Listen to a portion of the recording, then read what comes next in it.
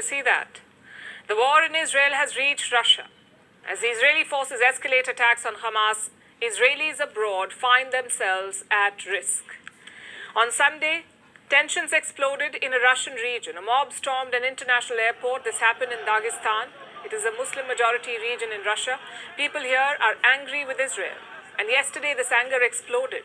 The locals received some reports. They said a flight from Tel Aviv was landing in Dagestan, and this report unleashed chaos. In no time, a mob showed up at the airport. They broke past security checks. They were looking for Jewish passengers. They asked the airport staff, and I'm quoting, "Where are the Jews?"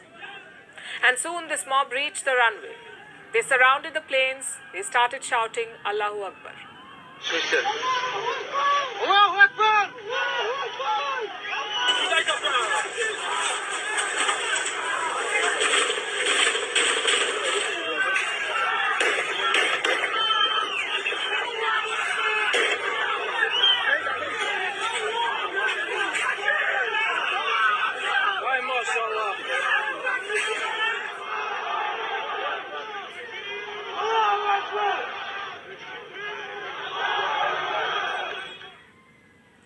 It was a scary and dangerous situation. Some passengers were leaving their planes. When they saw the mob, they rushed back inside, but the mob was out of control.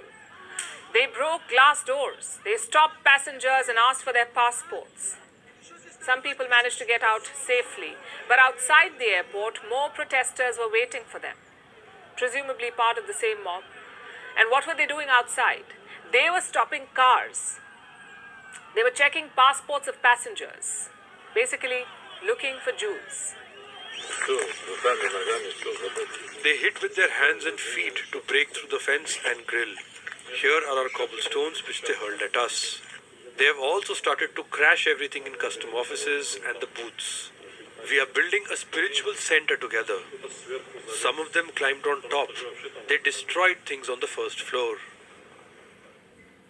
Thankfully, there were no casualties. No Israelis were injured, but this was a targeted attack, and it was not the only one.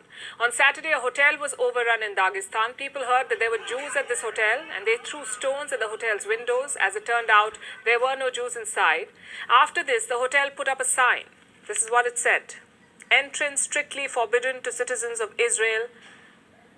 And in the bracket, it says Jews.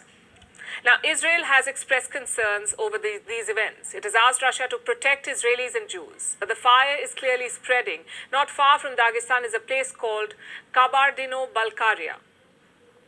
It has a Jewish center that was set ablaze. Now, both Dagestan and Kabardino-Balkaria are Russian republics. There are 22 such republics. They're all part of Russia, but they enjoy some special rights. They have a high degree of autonomy. They can make their own laws, and often they're dominated by certain groups. Take the case of Dagestan. The name itself means the land of mountains. People from 40 different ethnicities live in Dagestan, but the region is dominated by Muslims. More than 3 million people live in Dagestan. Going by one claim, more than 80% of them are Muslims, and a majority of these residents are Sunni Muslims. In fact, Islam has flourished in Dagestan. This region has some 3,000 mosques, Islamic institutes, and schools. It also has a volatile past.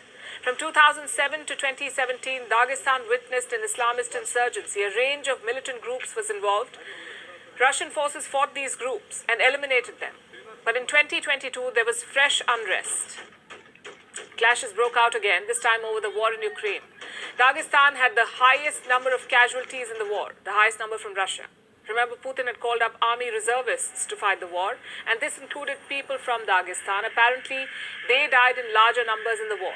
Most of the casualties incurred by Russia were from Dagestan. Reports say in 2022, more than 300 soldiers, Russian soldiers from Dagestan died. This is 10 times the death toll of soldiers from Moscow, and this too led to protests. So the region has a volatile history, and now tensions have broken out again. Israel's operations in Gaza